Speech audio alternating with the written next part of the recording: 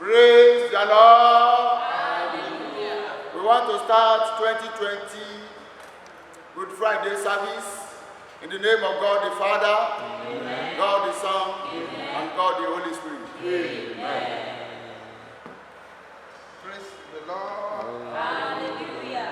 We are continuing in the 2020 Good Friday service as we are singing from C.D.C. Gospel Book in number 294.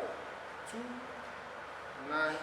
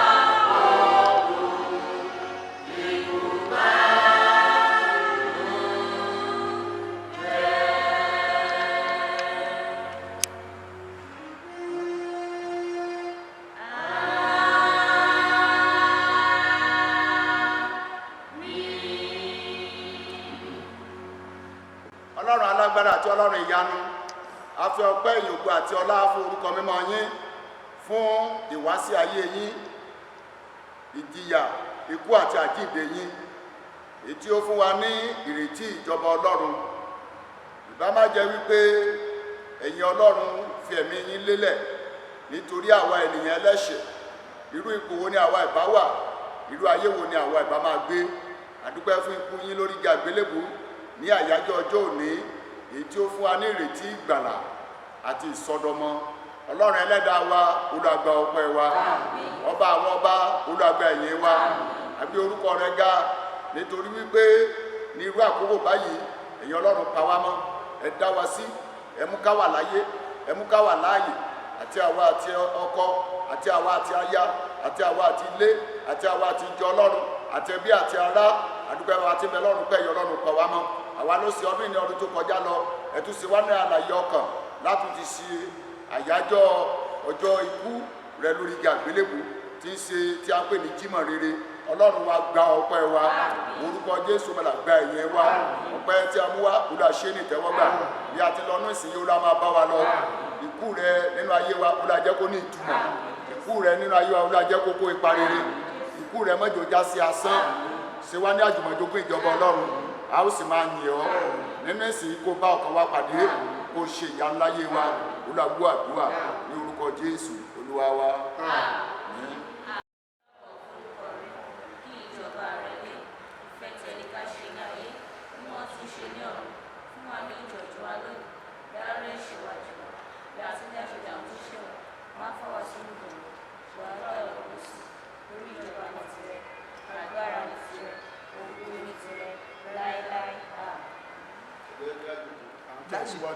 Ẹgbẹ́ sókè díẹ̀. À ń tẹ̀síwájú nínú ìsìntì Jímọ̀ rere Good Friday. Bàbá ọkùnrin ní òwe orin rere wa 307. Ó fi ẹ̀mí rẹ̀ lélẹ̀ fún àwọn àgùntàn rẹ̀. Ó fara rẹ̀ fún mi. Ó kú nítorí mi. Kò lè rà mí padà kí n lè jíǹde lóòrùn.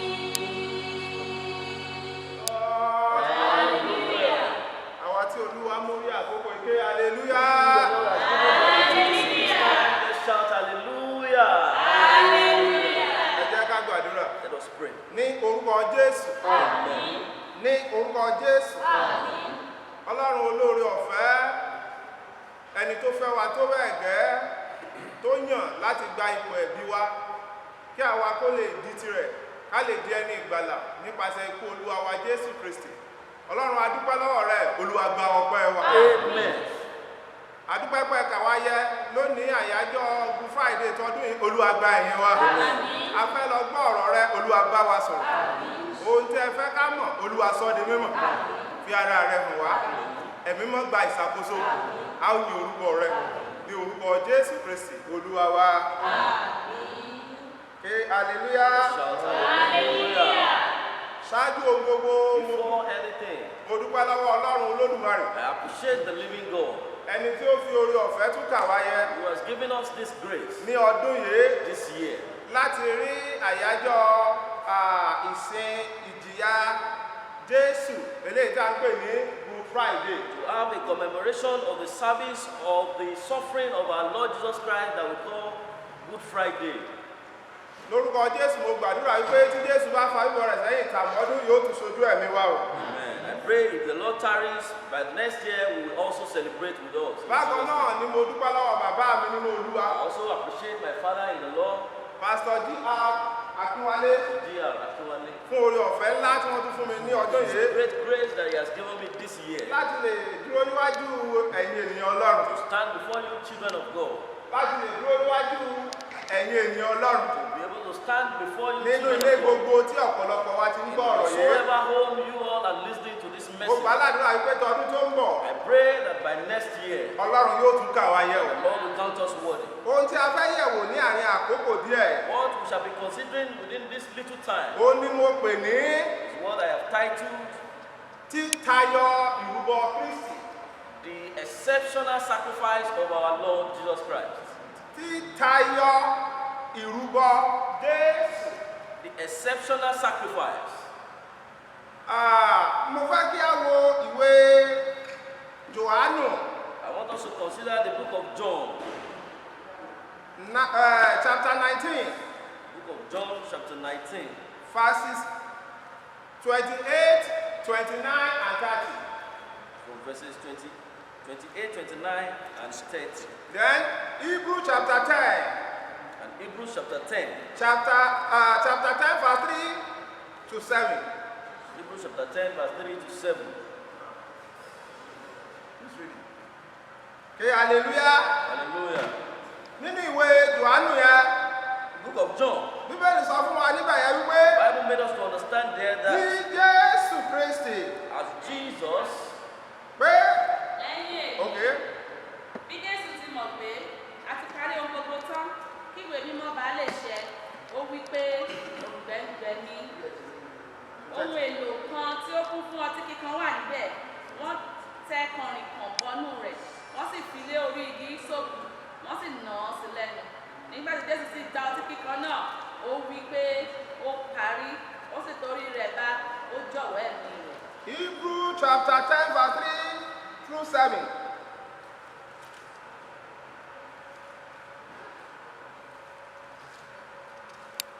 Ṣùgbọ́n Yes. nínú ẹbọ wọ̀nyí ni à ń ṣe ìrántí ẹ̀ṣẹ̀ lọ́dọọdún, nítorí kò ṣeé ṣe fún ẹ̀jẹ̀ akọ màálù àti ti ewúrẹ́ láti mú ẹ̀ṣẹ̀ kúrò.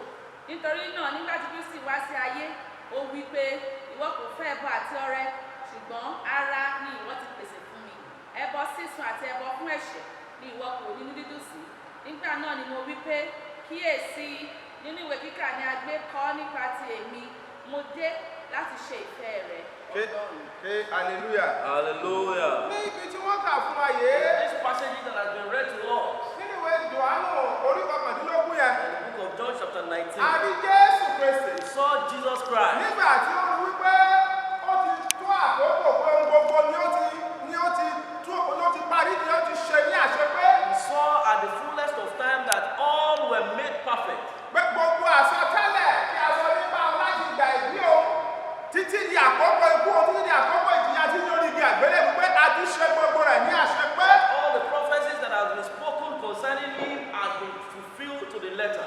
Nígbà náà ni Jésù Olúwa ó sọ wípé òǹgbẹ ń gbẹ o. That was when Jesus Christ said to the people that he was thirsty, Wọ́n dẹ̀ fún un ní ọtí kíkan mu. and they gave him a vinegar.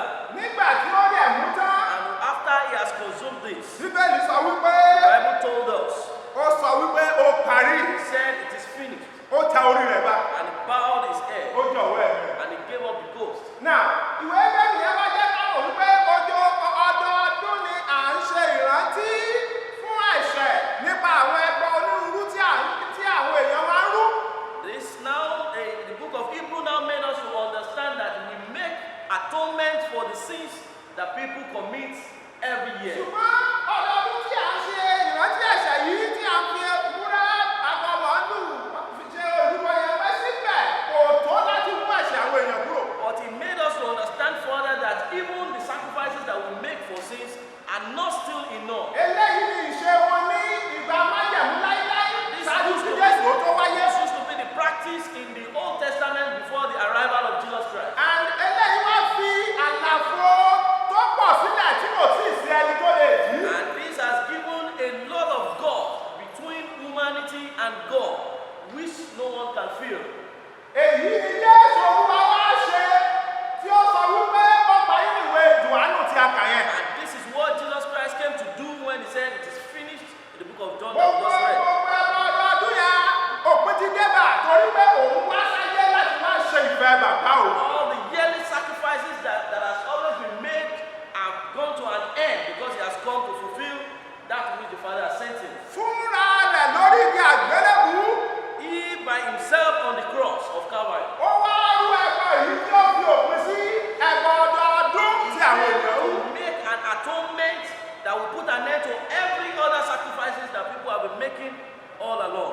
Èyí ló mú mi pé àkórí ọlọ́run yìí ní ẹbọ títayọ ti Jésù. And this is what has made us to give this sermon the title, The Exceptional Sacrifice of Our Lord Jesus Christ. Bí a bá ń sọ nípa exceptional, tí a bá ń sọ nípa ohun tí ó tayọ, When we talk about something that is exceptional, à ń sọ nípa ohun tó jẹ́ wípé kò ní èkejì. we are talking about something that has no resemblance. Now, à ń sọ nípa ohun tó jẹ́ wípé òun nìkan ló tó yanjú ohun tó wà nílẹ̀. We are talking about something that is just the fit and perfect solution to what is on ground. Òun nìkan ni pé tí wọ́n bá ti lè lò ó, kò sí ohun mìíràn tí wọ́n tún lè lò mọ́. We are talking about something that is potent, that after using it, there is no other thing you can use. Onírúurú ètùtù ni wọ́n ti ṣe láti gba májẹ̀mú We láíláí. are making several sacrifices in the Old Testament. Síbẹ̀ ẹ̀sìn àwọn ènìyàn òwúrọ̀ òsè lọ́jà pé wọ́n padà wá lọ́dọọdún láti wá rántí ẹ̀ṣẹ̀ wọn ọdún tó kọjá. But despite that, the people's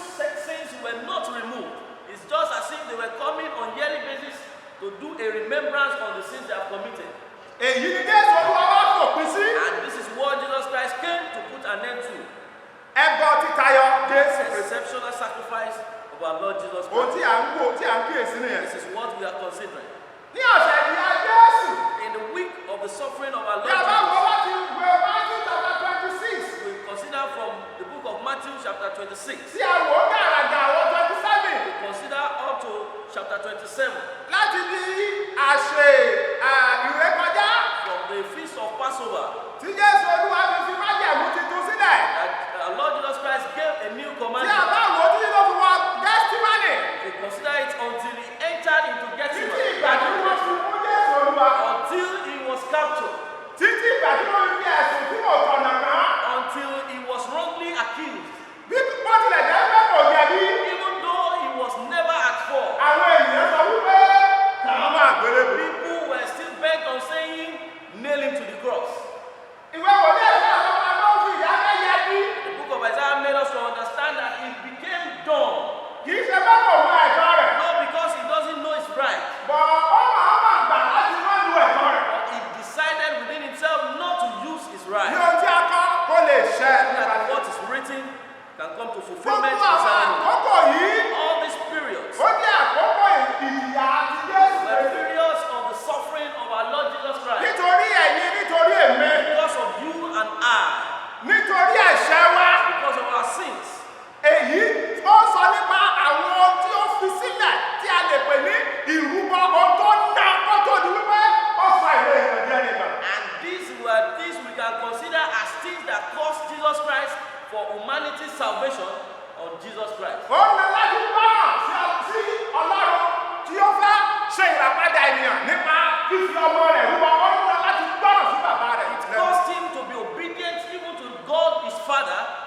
salvation of humanity. Ó na láti gbé ògo rẹ̀ sílẹ̀. It cost him even to lay his glory aside, Láti gba àwọn ènìyàn ìránṣẹ́. to become incarnate of humanity. Títí tó fi dé ọdún ikú, ó mú ìfẹ́ bàbá ṣẹ. Even to the period of death, he was still obedient. Irú ìrúbọ láwo rèé. What kind of a great sacrifice he Nígbà made. tí àwọn ènìyàn fi ẹ̀sùn tí ò bá kàn. When people were even wrongly accusing him, Nígbà tí wọ́n fi onírúurú ìyà jẹ Jésù when they rẹ̀. were even punishing him unduly, Jésù Olúwa ó fi dákẹ́ yáde. our Lord Jesus Christ was just silent. Ìbáṣepẹ́ Jésù Olúwa sọ̀rọ̀. If for the fact that Jesus spoke for once, Iṣẹ́ ìgbàlá wa a ò ní lè ṣe the àṣepé. work of our salvation wouldn't have been completed. Ṣùgbọ́n ìrúbọ ńlá yìí mú kó dákẹ́. But this great sacrifice made him to be done. Ìnádàwọ̀ ó gba ẹ̀bi àwọn ẹlẹ́bi.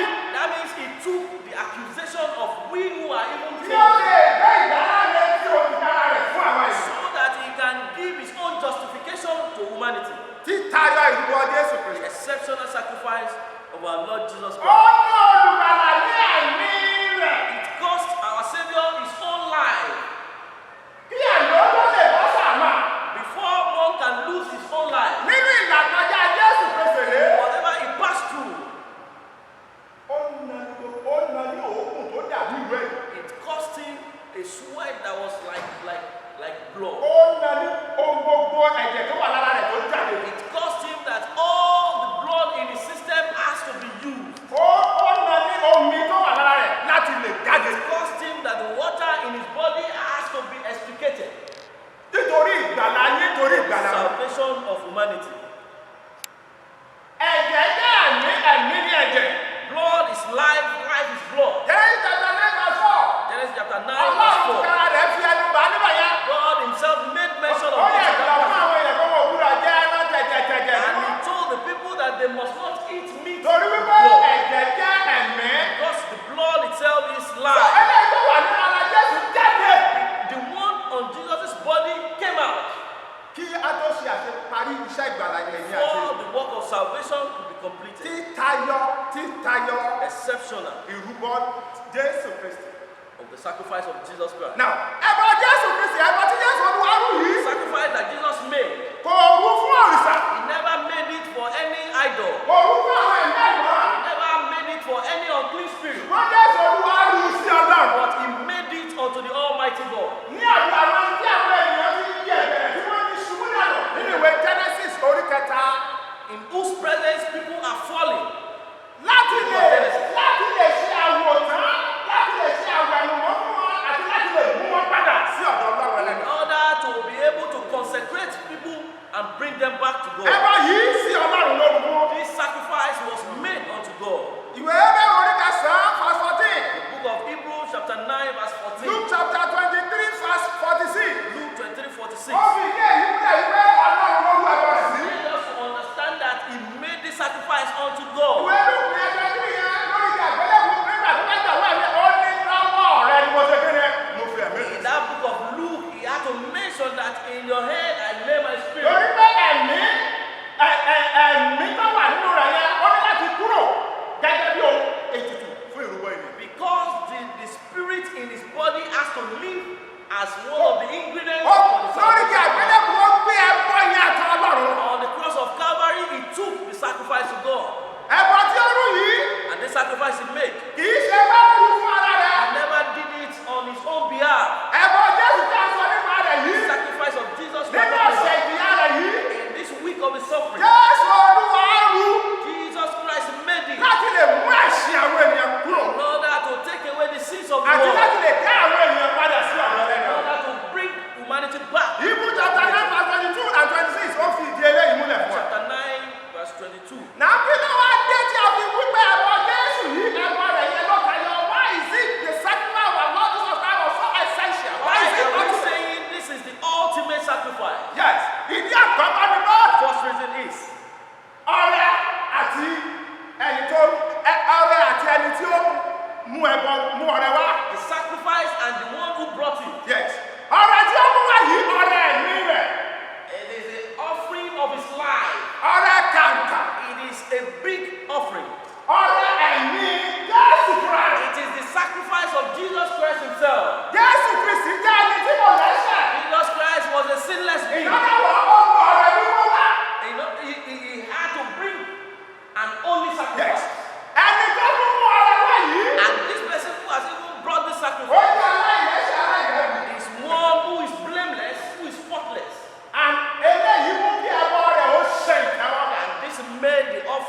acceptable. And àwa ènìyàn dẹ̀ wá di ẹni ìgbà. And we, humanity, now became saved. Àwọn olórí àlùfáà tó ti rú ẹgbẹ́ láti ìgbà yìí wá. Even the high priest who have been offering sacrifices Tí àwọn ènìyàn kọ́ ní irú ẹran ẹyẹlé gbogbo ẹ̀ wá lẹ́nu ọwọ́ ètùtù who wa. have been bringing pigeon and all sorts of animals to offer sacrifices. Àwọn ọ̀rẹ́ náà ó jẹ́ aláìmọ́ tí kò jẹ́ mímọ́ àwọn kò ṣe ìtẹ́wọ́gbà. Some of the animals that were used for the sacrifices were unclean. So àwọn tí Some àwọn were ènìyàn wọ́n unacceptable. gbọ́dọ̀ jẹ́ eléyìí tó mọ́. Hence, the sacrifices people must bring for this kind of situation must be that which is holy and perfect before God. Yes. Àwọn àlùfáà yìí náà ẹlẹ́ṣẹ̀ ni wọ́n. Unfortunately, these high priests also were sinners. Wọ́n kọ́kọ́ ṣe ìwẹ̀nùmọ́ fún ara They wọn. have to make atonement for their own sins first. Ṣùgbọ́n ọ̀rẹ́ àti ẹjọ́ mú ọ̀rẹ́ wá wọ́n jẹ́ mímọ́. But in this case, the offer and the offering were clean. Ó mú kí ẹ̀bọ̀n tí Jésù Olúwa gbé nítorí ìgbàlárí àti tèmi kó jẹ́ títa yọ. And this made the sacrifice that Jesus made to be Àwọn ultimate ẹ̀rí wà nínú acceptable. Bíbélì. Matthew chapter 1 verse 20 to 21. Luke chapter 1 verse 34 to 35. Luke 1, 34 to 35. Ó jẹ́ ká mọ̀ wípé This made us to ìbí rẹ̀ understand gan náà ó jẹ́ láti ọwọ́ ẹ̀mí mímọ́. that his birth was through the Holy Spirit. Oyún rẹ̀ láti ọwọ́ ẹ̀mí mímọ́. His conception was through So the Holy ó Spirit. ṣòro fún láti ní ẹ̀ṣẹ̀. So it is practically impossible for Jesus Ìgbé ayé aláìlábà wá tí Jésù Olúwa gbé ní ayé. a spotless life on the head. Imperishable letter of our Lord Jesus Christ. Jẹ́ ayé tó jẹ́ pípé pátápátá. Kò ní àbàwọ́n, kò ní àléébù. Spotless, impeccable. Ìwé Pétà ti ẹ̀sọ́ fún wa wípé kò sí èso nínú rẹ̀. That he has no lie in his First mouth. Peter chapter 2 verse 21 and 22. 21 and 22. Pétérù sọ fún wa nígbà yẹn wípé Peter made us understand there. Jésù ò ní ẹ̀ṣẹ̀, kò dẹ̀ sí èké Had lẹ́nu. no sin and there was no lie Lọ́pọ̀ found ní in irú his àwọn mouth. èké tí ìwà ń ṣe lónìí wọn rú àwọn ọ̀rọ̀ tí ò jẹ́ òtítọ́ tí ó tẹ̀ ẹ̀rẹ́ jáde. All forms of lies that you tell today. Ṣùgbọ́n a kò gbọ́ èké lẹ́nu Jésù. There was no false that was found Ìgbé in his ayé mímọ́ rẹ̀ tí kò ní àbàwọ́n. life of written Yes.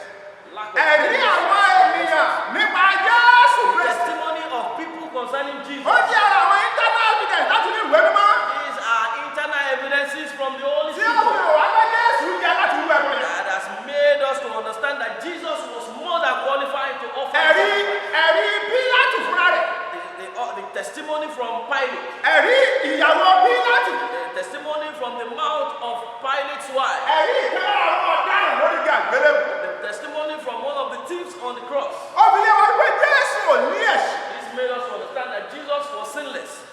Now, ìdí kejì tí ẹbọ rẹ̀ fi jẹ́ títayọ. And the second reason why his sacrifice was essential Ó ní kí ẹ fi sọ àsọtẹ́lẹ̀ rẹ̀. was because he has been long prophesied. Àsọtẹ́lẹ̀ rẹ̀ tí òkè wá. Prophecy came even from above. A sì ń retí ìmúṣẹ rẹ̀ náà láti òkè. We were waiting for the manifestation of Sir. that prophecy from above. Máa, ó ṣeé ṣe kí ọ̀pọ̀lọpọ̀ àwọn èèyàn ti kú sáájú àkókò Sir Jésù. and ma, it is possible that a lot of people have died before that time. Tí ikú wo òṣìṣẹ́ fún ìgbàlà rẹ̀. Their deaths were never something to reckon with. Jésù Olúwa ikú rẹ̀ lórí igi àgbélébùú. But our Lord Jesus Christ is dead on the cross. Wòlíì Àìsáyà ti sọ nípa rẹ̀ tẹ́lẹ̀. Prophet Isaiah has spoken about this. Ó lè jẹ́ ohun tí Ọlọ́run náà ti sọ. And this is also what the Lord has confirmed. Pé yóò ṣẹlẹ̀ ní ti ọmọ rẹ̀. Will happen concerning his Àìsáyà child. chapter 53. Isaiah 53, Bí a bá kà á láti bẹ̀rẹ̀ dé òpin. we read from the beginning to A ó the rí end. pé ó jẹ́ ìfẹ́ Ọlọ́run. We will discover that it is the love of God. Not only that, ó tún jẹ́ ìrètí ọ̀run gbọ́. Not only that, it's also the expectation from above that. Jésù yóò rú ẹbọ ní ayé. Jesus will offer sacrifice on earth. Tí yóò lè ṣe ìtẹ́wọ́gbà. And that which will be acceptable to God. Fún ìlàjà ènìyàn àti Ọlọ́run. For the separation of the fight between God and man. Títayọ ìrúbọ Jésù ní kẹta. Exceptional sacrifice of our Lord Jesus Christ. Ó mú ẹ̀jẹ̀ dání. Brought blood. Amen. Amen. Ọdọọdún ni à ń ṣe ìwẹ̀nùmọ́ fún ẹ̀ṣẹ̀. We all do atonement for sins. Ẹ̀jẹ̀ ewúrẹ́ ò lè mú ẹ̀ṣẹ̀ lọ. Blood of the goats will not take Wọ́n away láì sin. sí ẹ̀jẹ̀. But without blood, Láì sí ẹ̀jẹ̀. without blood, Ìdáríjì kò ṣe kí ni kò sí. there is no remission of sin. Náà kì í wá sí ẹ̀jẹ̀ lásán. But this is not talking about À ń sọ any nípa blood. ẹ̀jẹ̀ ọmọ bíbí We Ọlọ́run are kan ṣoṣo. talking about the blood of the only begotten Son of God. I want to say that his blood is sacred. Mo fẹ́ sọ èyí pé ẹ̀jẹ̀ rẹ̀ ó ṣe iyebíye. So his sacrifice was so ultimate because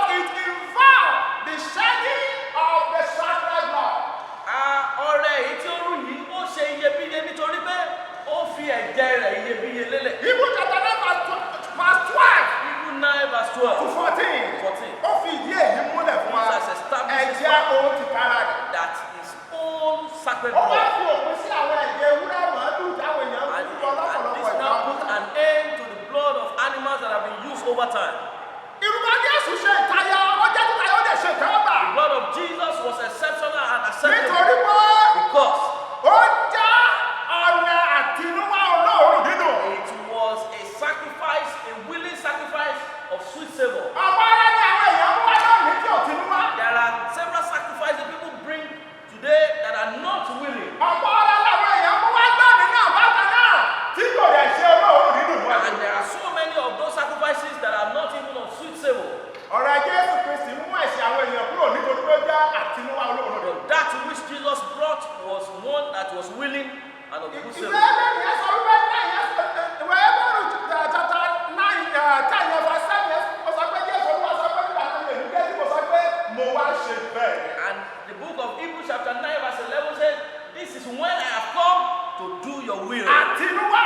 It was willing from within. Verse 12 yẹn jẹ́ ká mọ̀ wípé Verse 12 made us to understand fúnra that rẹ̀ ló fi ara rẹ̀ ṣe he ìdúbọ̀ was rẹ̀. the one who offered himself as a material for sacrifice. Éfésù orí karùn-ún ẹsẹ̀ kejì. Ephesians chapter 5 verse 2 Ó wá tẹnu mọ́. now emphasize Ó tiẹ̀ pé ó ní ọ̀rọ̀ ti Jésù Kristi yẹn olóòórùn dídùn. mention that the one that Jesus offered was a one of good savor. Nítorí ìdí èyí, Because of this, ó jẹ́ ọ̀rẹ́ tí ó jẹ́ ìrúbọ tí ó tayọ. it is a sacrifice that was exceptional Tí ó ṣe ìtẹ́wọ́gbà. and that was Díẹ̀ ni acceptable. wọ́n máa ń sọ fún ẹ lónìí nínú ayé pé ẹbọ Jésù ò nítumọ̀ sọ fún wípé kò mọ tó ń sọ. If anybody tells you today that the sacrifice Jesus made has no meaning, tell him he doesn't know what he's talking about. Torí ẹbọ Jésù tayọ ní gbogbo ọ̀nì. Because that which Jesus offered was exceptional in all ways. Yes, ìdí eléyìí tó gbà yìí rẹ̀ tó fi tayọ tí mo fẹ́ mẹ́nu bà. And this is the last reason I want to talk about. Ó ní wípé And it's that ìrúbọ Jésù tí a ń sọ nípa rẹ̀ yìí. sacrifice of Jesus that we're talking about Ó tayọ nítorí wípé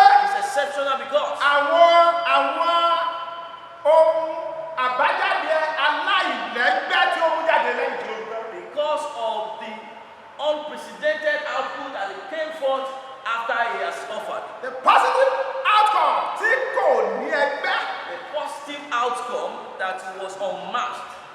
Nígbà tí Jésù Olúwa rú ẹbọ yẹn lórí When ìgbàlélẹ́kùn. Jesus offered the sacrifice on the cross, Ìgbàlá wọlé tán olè kan ọ̀daràn ló yẹ fún kú. there was a salvation from one of the thieves that was even due for death. Luke 23 verse 40 to 43. 23, 40 to 43. Bí a bá wò nínú ayé ikú Jésù mú ìgbàlá náà wá fún mi. Consider in the world, the death of Jesus brought salvation to the world. Ṣáájú àkọ́kọ́ yẹn àwọn èèyàn ò tí ì ní ìgbàlá. Before that Wọ́n rú ẹbọ yẹn time, lọ́dọ̀. people have not been saved. They were offering on yearly basis. Ṣùgbọ́n ẹbọ Jésù mú ìgbàlá wá The fún mi. sacrifice of Jesus brought Ìyẹn salvation ti to bá ó humanity. mú ìdáríjì ẹ̀ṣẹ̀ wá. It also brought forgiveness of sin. Ẹ má gbàgbé pé ara ìdí pàtàkì tó fi wá sáyé tó fi wá kú náà ni pé kí àwọn èèyàn lè gba ìdáríjì ẹ̀ṣẹ̀. Don't also forget that one of the reasons he came to the world was that man can be forgiven. Colossians chapter 1 verse 14. Ephesians chapter 1 verse 14. Ẹ̀bọ Jésù yìí ara àǹfààní tí a rí tó jẹ́ àbájáde tó dára nípa rẹ̀ ni pé ó ṣe ìlàjà láàrin ènìyàn àti Ọlọ́run. One of the positive outcome of this sacrifice that Jesus offered was that he made a kind of reconciliation between God and man. Colossians chapter 1 verse 20 to 22. Colossians chapter 1, 20 to 22. 2 Corinthians chapter 5 verse 18 to 20. Corinthians chapter 1 Ó verse ṣe 18 to ìlàjà. 20. Ó mú kí àwọn èèyàn ó wà ní àlàáfíà pẹ̀lú ẹlẹ́dàá. He made man to be at peace with their Ẹ creator. má gbàgbé ọ lẹ́yìn ìṣubú àwọn Ádámù àti Éfà Don't wọ́n forget sọ́kù that lọ́dọ̀ Ọlọ́run ní àlàáfíà pẹ̀lú ẹlẹ́dàá wọn. after Adam and Eve fell in the Garden of Eden, they ran away and they had no peace with their Ṣùgbọ́n creator. nítorí pé Jésù Olúwa ti fi ara rẹ̀ ṣe ìlàjà. Because Jesus Christ made himself as a reconciliator. Àwa ní àlàáfíà láti gbọ́ nínú ọmọ láti Have gbọ́ sí peace àjọyọ̀. to go into the holiest of holies. Yes, ó And mú àlàáfíà wá fún access our Lord Jesus Christ. Ó mú ìdáláre ńlá wá fún àwa Brought yìí. justification, a great justification. Ó mú ìràpadà wá. Brought redemption to man. Many of us we are slave of sin. Ọ̀pọ̀lọpọ̀ wa ti jẹ́ ẹrú sí ẹ̀ṣẹ̀. We are slave of demons. A jẹ́ ẹrú sí àwọn ẹ̀mí òkùnkùn. We belong to other kingdom. A wà nínú àwọn ìjọba mìíràn. But the sacrifice of our Lord Jesus Christ. Mọ́ ètùtù tí Jésù Olúwa wá ṣe After the shedding of this sacred blood, lẹ́yìn ìgbà tí ó tó ta ẹ̀jẹ̀ rẹ̀ sílẹ̀. we were really relocated A mú wa kúrò ní ipò tí a wà tẹ́lẹ̀ from slave of sin, láti ipò ẹrú, from bondage of demons, láti ìkólẹ́rú ẹrú then into the kingdom of his dear son. wá sí ìjọba ọmọ rẹ̀ tó ṣe iyebíye. Colossians chapter 1 verse 13. Colossians chapter 1 verse 13. 1 Peter chapter 2 verse 25. 1 Peter 2:25. Ó mú ìwòsàn wá fún wa. He brought healing to us. Ìwọ ń ṣàìsàn lónìí bí? Are you sick today? Nípa ẹ̀kọ́ rẹ̀ yìí ni ìwòsàn jẹ́ fún mi. By his sacrifice, he brought healing to humanity. Nípa ìnà àlàáfíà rẹ̀. And the chastisement of his peace. Nípa ìnà rẹ̀ ni a mú wa lára dá. It is by his stripes that we are healed. Sọ fún Jésù pé mo ti jẹ́ pàṣẹ nítorí mi mú wa lára dá. Told Jesus that you have been beaten so that I can be healed. Jésù á dẹ̀ wẹ̀ sí. And Jesus will heal 1 you. Peter chapter 2 verse 24. 1 Peter chapter 2:24. Yes. Ọrùn àìṣedéédé wa ní ara rẹ̀. He bore our Iná rẹ̀ fún àwa ní and the ìwòsàn. chastisement of his peace, he gave us healing. Ó fún wa ní ìṣẹ́gun àti ojútùú. He gave us victory and a way out. Are you confused today? Gbogbo nǹkan ní yóò dúdú fún ọ lónìí. What is your situation? Kí ni ipò rẹ? Jesus' sacrifice has brought human race victory and solution. Ohun ètùtù tí Jésù ṣe, ó ti mú ìṣẹ́gun wá fún wa. Revelation chapter 12 verse 11. Revelation chapter 12 Wọ́n sì verse 11. ṣẹ́gun rẹ̀ And they conquered him nípa ẹ̀jẹ̀ àdúrà. by the blood of the Lamb. Ó fún wa ní ìṣẹ́gun. A di olódodo nínú rẹ̀. We became righteous in him. Tẹ́lẹ̀ Before. ẹ̀yin àjẹmí àòyẹ. You and I were Ló not qualified. àfàlábẹ́ gbogbo ènìyàn tó ti ṣẹ̀. We were under series of humanities that have sinned. Ajé aláìṣòrodo. We were unqualified. We were unrighteous. Wọ́n nípa ikú Jésù ẹni tó ń wọ ẹ̀ṣẹ̀ wa But lórí by the ìgbàgbélé. death of Jesus who bore our sins on the A cross, di òdodo. became Olódodo righteous. níwájú Ọlọ́run. became Second righteous Corinthians chapter 5 before verse God. 21. Second Corinthians chapter 5 verse 21. 2 Corinthians 5:21. Ó mú ìgbàlà wá. Brought salvation. Ó mú ìyàsímímọ́ wá. Brought sanctification. Má jẹ́ ká wò ó bẹ̀rẹ̀ mọ̀. Don't be afraid any longer. Má rí ara rẹ bí ẹlẹ́ṣẹ̀ tí kò tí ì rí ìdáríjì àti ìwẹ̀nùmọ́ gbà wá. Don't see yourself as a sinner that has not been Ó ní redeemed. àṣẹ ìrántí rẹ̀ lónìí ní ikú ètùtù Jésù Kristi Olúwa. What we are commemorating today is the death and the salvation of Ẹ̀jẹ̀ our yẹn Lord. tó fún ìyàsímọ́ àti ìwẹ̀nùmọ́. That blood is enough for our sanctification. Hebrew 10:10. Hebrews chapter 10 verse 10. Ó sọ fún wa níbẹ̀ pé nípa ẹ̀jẹ̀ ẹni tí a sọ wá di mímọ́. He told us that by the blood of him who has made us whole, Bí ò bá kú kò lè sọ ẹ̀jẹ̀ rẹ̀ nù. if not that he died, Ìyàsímọ́ rẹ̀ ní he jẹ́sọ̀. has lost his blood. So you are being sanctified through the blood of Jesus. Ajẹ́ ní ìyàsímímọ́ nípasẹ̀ ẹ̀jẹ̀ Jésù Kristi. Ní ìparí, In conclusion, bí a ti ń ṣe àyájọ́ while celebrating tí a dẹ̀ ń yọ̀ lónìí, and rejoicing tí today, a ń ṣe àyájọ́ ìsìn ìjìyà Jésù Kristi ọdún 2020. and commemorating the suffering of our Lord Jesus Christ in the year 2020, Mo ń rọ̀ wá àwọn ènìyàn lọ. beseeching us, we children of God, Ẹ jẹ́ kí ohun tí ìrúbọ Jésù tó ṣe pàtàkì tó ṣe bí èyí. this essential and significant death of our Lord Jesus Christ. Ẹ jẹ́ ká mọ rírì rẹ̀. Let us of the message from the order from the government on lockdown. Ọ̀pọ̀ ò tilẹ̀ ká ló àyájọ́ yìí sí mọ́. A lot of people no longer consider a day like Ìmọ̀ this. kan ní lọ́jọ́ gbẹ́lẹ́gẹ́ kọ́jọ́ dé ọ̀pọ̀ tó náà ní ìrúbọ Jésù yìí. Even before the lockdown, a lot of people never understood the significance of the suffering of Jesus. Let's cherish this impeccable sacrifice of our Lord. Ẹ jẹ́ ká mọ rírì ọrẹ pípé Jésù yìí. Let's stop living for Ẹ ourselves, jẹ́ kí ayé gbé ìgbé ayé ti ara wa nìkan mọ́. but henceforth live for the Son of God who died for our Kí a sins. máa gbé ìgbé ayé wa fún ọmọ Ọlọ́run èyí tó kú nítorí ẹ̀ṣẹ̀ wa. Remember, if you and I continue to sin, Ẹ jẹ́ ká rántí pé ní tí àwa bá tẹ̀síwájú láti wà nínú we ẹ̀ṣẹ̀. are leading him to the cross. The A sì second ń time. kàn án mọ́ àgbélébú lẹ́lẹ́kejì. And this will lead us to hellfire. Eléyìí tí ó jẹ́ atọ́nà sí ọ̀run àpáàdì. Hebrew chapter 10, verse 26 to 29. Hebrew 10 verse 26 to Ó ní kò 29. ní sí ètùtù fún ẹni bẹ́ẹ̀ mọ́. It's told us that there will be no sacrifice for such fellow anymore. Jésù san gbogbo.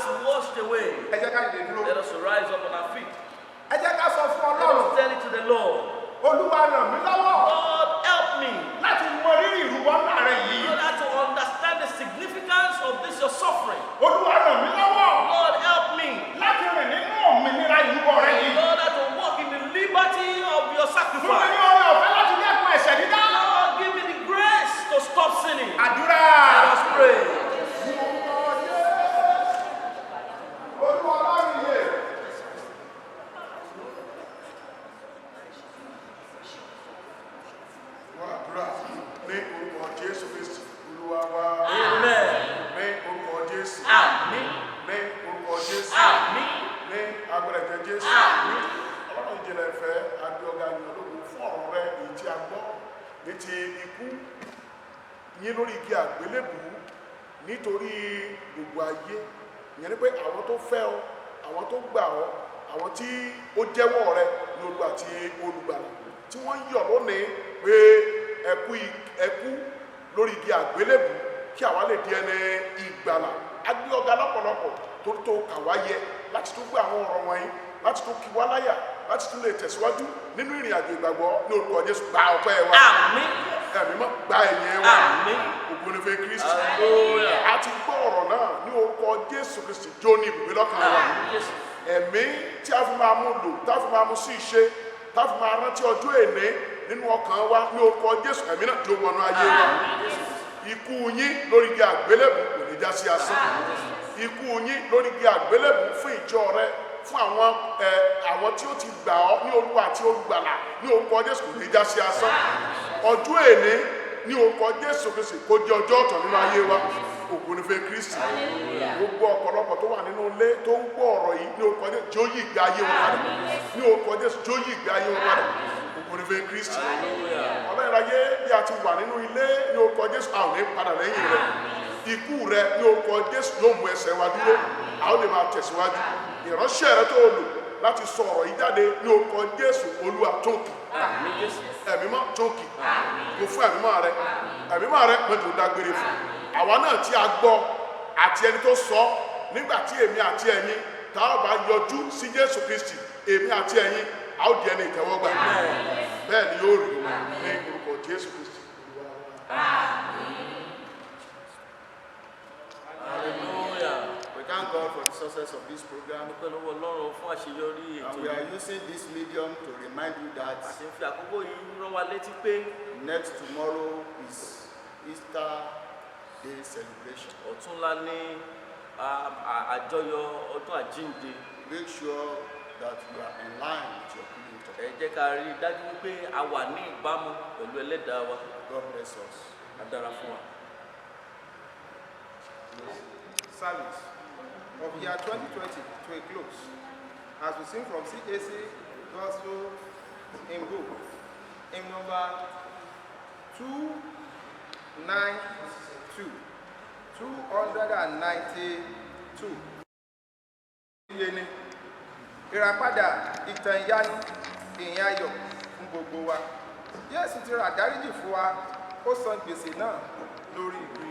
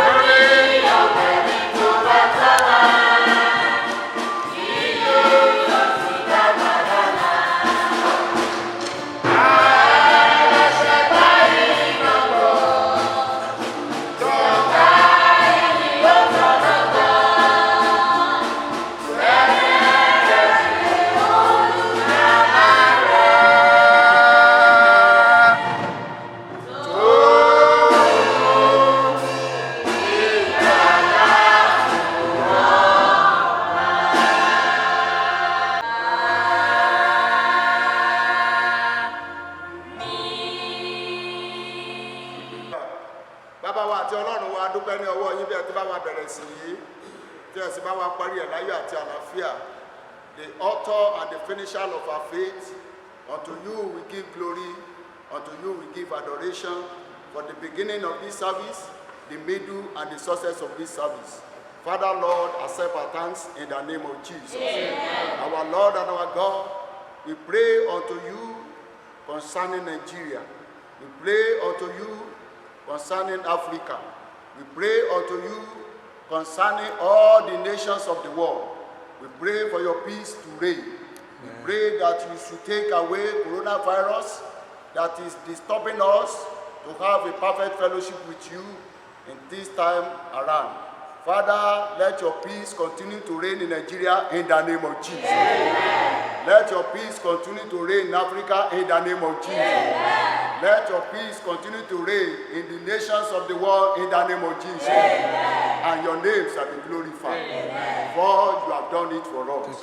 For we pray in Jesus' name. Amen. Now may the grace of our Lord Jesus Christ rest and abide with us. Amen. Now and forevermore in Jesus' name. Amen. Amen. Amen. In Jesus' name. Very powerful